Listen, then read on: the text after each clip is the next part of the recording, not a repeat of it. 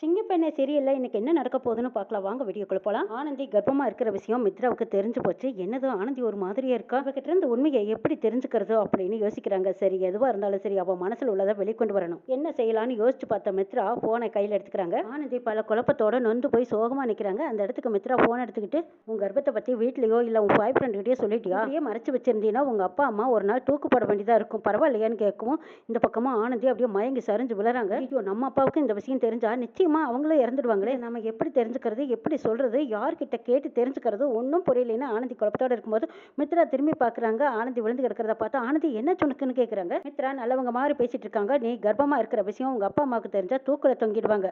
அவங்க தூக்கு தொங்குறதுக்கு பதிலாக நீ உன் பாய் ஃப்ரெண்டு கிட்ட கெஞ்சுங்கிறாங்க. இதுக்கு காரணம் என் பாய் ஃப்ரெண்டு தானாங்கிறது எனக்கு தெரியவே தெரியாம நான் எப்படி போய் அவங்க கிட்ட பேசுவேன், இதை பத்தி இப்படி பல சிந்தனைகளோட ஆனந்தி இருக்காங்க. அடுத்த நாள் காலையில ஆனந்தியை எதிர்பார்க்காத போது அப்ப அவங்க அப்பாவும் அம்மாவும் வர்றாங்க. இந்த நேரத்தில் இங்க எதுக்கு வந்திருக்காங்கன்னு ஆனந்திக்கு ஒரே குழப்பம். பார்த்ததும் உடனே ஓன்னு அழக ஆரம்பிச்சிடுறாங்க. ஆனந்தி பார்த்து ரொம்ப நாள் ஆச்சுன்னு அழுகிறியா, எதுக்குமா அழுகுற, நாங்க தான் வந்துட்டோமே, நாங்க அல்லாதேன்னு ஆறுதல் சொல்றாங்க. ஆனந்தி ஏன் இப்படி அழுகுற, உனக்கு உடம்புக்கு என்னாச்சு, உடம்புக்கெல்லாம் நல்லா இருக்கா அப்படின்னு கேட்குறாங்க. அதெல்லாம் ஒன்றும் இல்லம்மா அப்படின்னு கண்ணீர் தொடச்சிக்கிட்டு ஆனந்தி சமாளிச்சுக்கிறாங்க. சரிடி ஏன் மூஞ்சியெல்லாம் ஒரு மாதிரியா இருக்கு, அதெல்லாம் ஒன்றும் இல்லம்மா கொஞ்சம் உடம்பு சரியில்லை அதான் படுத்திருந்தேங்கிறாங்க. அங்கே காயத்ரி வராங்க. காயத்ரி வந்ததும் என்னம்மா நல்லா இருக்கீங்களா, இப்போதான் வந்தீங்களா அப்படின்னு கேட்குறாங்க. ஆமாம்மா. ஆமாம் என்னாச்சு, ஏன் ஆனந்தி ஒரு மாதிரியா இருக்கேன்னு கேட்குறாங்க. அது என்னன்னே தெரியலம்மா, ஆனந்தி எப்போ பார்த்தாலும் தனிமையில் உட்காந்துருக்கா, அவள் பாட்டுக்கு ஏதோ சிந்தனையிலேயே இருக்கா, எங்ககிட்டயெல்லாம் எப்பவும் போல ஜகஜமாக பேசுறது இல்லைங்கிறாங்க. என்னம்மா என்னாச்சுங்கிறாங்க. அதெல்லாம் ஒன்றும் இல்லைப்பா, வேலை டயர்டில் தான் நான் அப்படி இருப்பேன்னு சொல்லி சமாளிக்கிறாங்க ஆனந்தி. அழகப்பன் பெரிய பொண்ணுக்கு கல்யாணம் வச்சிருக்கிறதாவும் அங்கே காயத்ரிவெல்லாம் கூப்பிடுறாங்க. காயத்ரி ஆனந்தியோட அக்காவுக்கு கல்யாணம் வச்சிருக்கோம், நீங்கள் எல்லாரும் ஆனந்தி கூட வந்து சிறப்பாக கல்யாணத்தை நடத்தி கொடுக்கணும்னு கேட்குறாங்க. அங்கே இருக்கிற எல்லாத்துக்கும் பத்திரிக்கை கொடுக்கலான்னு வார்டனுக்கு கொண்டு போகிறாங்க. வார்டன் கூட்டி போய் பத்திரிக்கை கொடுக்க போகும்போது கூடவே ஆனந்தியும் போயிருக்காங்க. என்னாச்சு ஆனந்திக்கு, ஏன் ஆனந்தி ஒரு மாதிரியா இருக்கான்னு வார்டன் பார்க்குறாங்க. ஆனந்தி உங்க கூட தங்கி இருக்கிறவங்க எல்லாத்துக்கும் பத்திரிக்கை கொடுத்தாச்சு, கார்மெண்ட்ஸில் போய் முதலாளிக்கு கூட வேலை செய்கிறவங்க இவங்க எல்லாத்துக்கும் கொடுத்துடலாமான்னு அழகப்பன் கேட்குறாங்க. இல்லைப்பா அங்கே எல்லாத்துக்கும் நானே கொடுத்துக்கிறேங்கிறாங்க. ஆனந்தி நீ ரொம்ப டயர்டாக இருக்க, உனக்கு ரொம்ப உடம்பு சரியில்லை போல இருக்கு, நீ வேணா வா ஹாஸ்பிட்டல் போய் செக் பண்ணி பார்த்துட்டு என்னன்னு பார்த்துக்கலாம். உங்கள் அக்கா வேற அடிக்கடி ஃபோன் பண்ணி உனக்கு என்னாச்சுன்னு கேட்டுகிட்டே இருக்கா. அதெல்லாம் ஒன்றும் வேண்டாப்பா, வேலை கொஞ்சம் ஜாஸ்தி அதான் கொஞ்சம் டயர்டாக இருக்கேன், வேற எதுவும் இல்லைன்னு சொல்லி சமாளிக்கிறாங்க. அப்பா என் உடம்புக்கு எதுவும் இல்லை, அக்கா ஊரில் தனியாக இருக்கா, நீங்கள் ஊருக்கு போங்க நான் என் உடம்ப பார்த்துக்கிறேங்கிறாங்க. வார்டன் கேட்குறாங்க என்ன ஆனந்தி அப்பா அம்மா இன்னைக்கு தான் வந்திருக்காங்க, ஒரு நாள் தங்கிட்டு போகட்டுமே அதுக்குள்ளே போன்னு சொல்கிறீங்கிறாங்க. இல்லை மேடம் அக்கா தனியாக இருப்பாங்க, கல்யாண வேலையும் அதிகமாக இருக்குது, அங்கேருந்தா போய் அதை கவனிக்கலாமல்ல அதுக்காக தான் நான் சொன்னேங்கிறாங்க. ஒரு வழியாக ஆனந்தியோட அப்பாவையும் அம்மாவையும் அனுப்பி வச்சுட்டு மறுபடியும் ரூமுக்கு வராங்க. நம்ம நிலைமை என்னங்கிறதோ அப்பா அம்மாவுக்கு தெரிஞ்சா நிச்சயமாக தூக்கு போட்டு செத்துடுவாங்க. வார்டன் திரும்பவும் ஆனந்தியை பார்க்கறதுக்காக ரூமுக்கு வராங்க. வந்ததும் ஆனந்தின்னு கூப்பிட்டதும் விசுக்குன்னு திரும்பி பார்க்குறாங்க.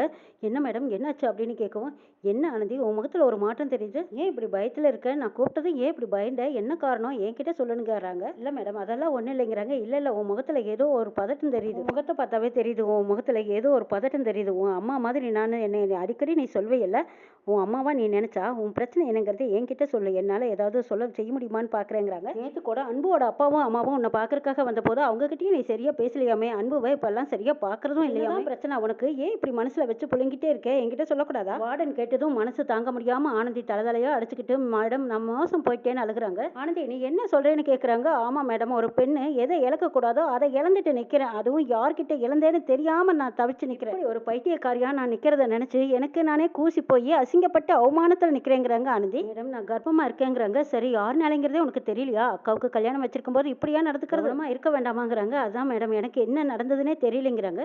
ஆனந்தி உங்ககிட்ட வெளிப்படையாவே கேட்குறேன், அன்புதானே இதுக்கு காரணம்னு கேட்குறாங்க. வார்டன் மேடம் யாருன்னே தெரியாத போதும் நான் யாரை சொல்லுவேன், அன்புதான் இதுக்கு காரணம்னு என்னால் வாய் கூசாம போய் பேச முடியாது மேடம்ங்கிறாங்க. எப்படி கர்ப்பமான யாரு இதுக்கு காரணங்கிறது எனக்கு எதுவுமே தெரியலன்னு அழகுன்னு அழுகுறாங்க. வார்டனுக்கு தூக்கி வரி போடுது. ஐயோ ஆனந்தி நீயா இப்படி ஏமாந்து நிற்கிற, இதுக்கு காரணம் யாருங்கிறது எனக்கே தெரியல, அந்த கடவுள் ஏன் தான் என்னை இப்படி சோதிக்கிறான்னு தெரியல மேடம், நான் மிகப்பெரிய பாவி, இப்படியே செத்துட்டா கூட பரவாயில்லன்னு தோணுதுங்கிறாங்க. ஆனந்தி கீழே விழுந்து உரண்டு புரண்டு அழுதுகிட்டு இருக்காங்க. இங்க பாரு ஆனந்தி இந்த நேரத்தில் தான் நீ தைரியமா இருக்கணும், என்ன நடந்ததுங்கிற என்கிட்ட சொல்லு, என்ன நடந்தது எப்படி நடந்தது சொல்லுன்னு கேட்குறாங்க. அதான் மேடம் எனக்கு எதுவுமே தெரியல, இதுக்கு காரணம் யாருங்கிறதும் தெரியல. ஆனந்தி இந்த விஷயம் வேற யாருக்காவது இங்க தெரியுமான்னு கேட்குறாங்க. யாருக்கும் தெரியாதுங்கிறாங்க. முக்கியமா அன்புக்கு தெரியுமாங்கிறாங்க. அன்புக்கு தெரியாது.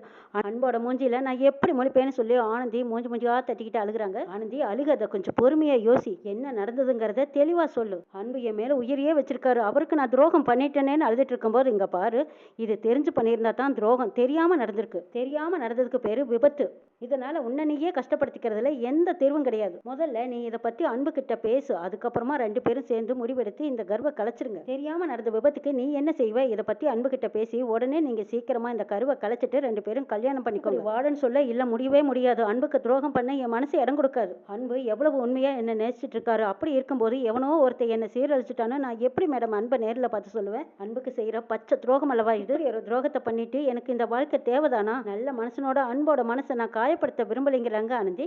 ஆனந்தி, நீ தப்பா புரிஞ்சுக்கிட்ட. அன்பு உன்னை உண்மையா காதலிக்கிறான். நீயும் அன்பு உண்மையா காதலிக்கிற. அதனால அன்பு கிட்ட நீ எடுத்து சொன்னீன்னா நிச்சயமா புரிஞ்சுக்குவான். உனக்கும் தெரியாம நடந்த விபத்து. இதை நினைச்செல்லாம் நீ வருத்தப்பட்டு இருக்காத. அன்பு கிட்ட எல்லாம் எடுத்து சொல்லு, நிச்சயமா புரிஞ்சுக்குவாங்கிறாங்க. அன்பு ரொம்ப நல்லவன், நீ சொன்னா நிச்சயமா புரிஞ்சுக்குவாங்கிறாங்க. இவங்க சொல்றதை ஏத்துக்கலாமா? அன்பு கிட்ட உண்மையை சொல்லலாமா அப்படின்னு நினைச்சு பாக்குறாங்க ஆனந்தி. அன்பே ஏத்துக்கிட்டாலும் அவங்க அம்மா அப்பா இந்த ஊர் உலகம் எல்லாரும் என்ன சொல்லுவாங்க? திரும்ப திரும்ப மனசை குத்தி கீரல் படுத்தி காயப்படுத்தி அசிங்கப்படுத்திடுவாங்களே. நம்மளால அன்பு அசிங்கப்பட்டுருவானே. ஆனந்தி, உன்னால அன்பு கிட்ட நேரடியா பேச முடியலன்னா சொல்லு, நான் பேசுறேங்கிறாங்க. மேடம், அன்பு கிட்ட இதை பத்தி பேச எனக்கு எந்த தைரியம் இல்லைங்கிறாங்க ஆனந்தி. ஆனந்தி, உனக்காக நான் அன்பு கிட்ட பேசுறேன். இந்த கருவை கழிச்சிட்டு நீயும் அன்பும் கல்யாணம் பண்ணிக்கிட்டு சந்தோஷமா வாழுங்க. நீ என்ன சொல்றேன்னு கேட்கும்போது ஆனந்தி மனசே இல்லாம கொண்டிருக்காங்க. இல்ல அன்பை ஏமாத்திருக்கோ இல்ல அவரை அசிங்கப்படுத்திருக்கோ நான் விரும்பல. ஆனா என்ன யார் இந்த மாதிரி சீரழிச்சு சின்னப்படுத்தினாங்கன்னு எனக்கு தெரியாமையே போயிடுமேங்கிறாங்க. நான் தான் சொல்றேன்னால அது ஒரு விபத்தாவே இருந்துட்டு போகட்டும், அதை பத்தி யோசிக்காதீங்கிறாங்க. நீ தைரியமா இரு ஆனந்தி, நான் அன்பு கிட்ட பேசுறேன்னு சொல்லிட்டு வார்டன் அங்க இருந்து போறாங்க. ஆனந்தி அவங்களையே பார்த்துட்டு இருக்காங்க. அன்பு இந்த விஷயத்த கேள்விப்பட்டா நம்மளை பத்தி என்னெல்லாம் நினைப்பாரு? என்ன சொன்னாலும் சரி, என்னோட வாழ்க்கை வீணா போனாலும் பரவாயில்ல, அன்போட வாழ்க்கை நல்லா இருக்கணும். அன்பை கல்யாணம் பண்ணிக்கிற தகுதி எனக்கு கிடையாதுன்னு நினைக்கிறாங்க ஆனந்தி. வார்டன் அடுத்த நாள் அன்பு கிட்ட பேசலான்னு இருக்காங்க. அப்போ ஆனந்தி போய் வார்டன் கிட்ட கெஞ்சி கேட்கறாங்க, வேண்டவே வேண்டாம், இதை பத்தி அன்பு கிட்ட பேசாதீங்க. பேசி அன்பே சம்மதிச்சாலும் நான் இதுக்கு சம்மதிக்கலைன்னு சொல்லிடுறாங்க ஆனந்தி. ஆனந்தியோட வாழ்க்கை கேள்விக்குறியா இருக்கு. என்ன நடக்க போகுதுன்னு எபிசோட்ல பார்க்கலாம்.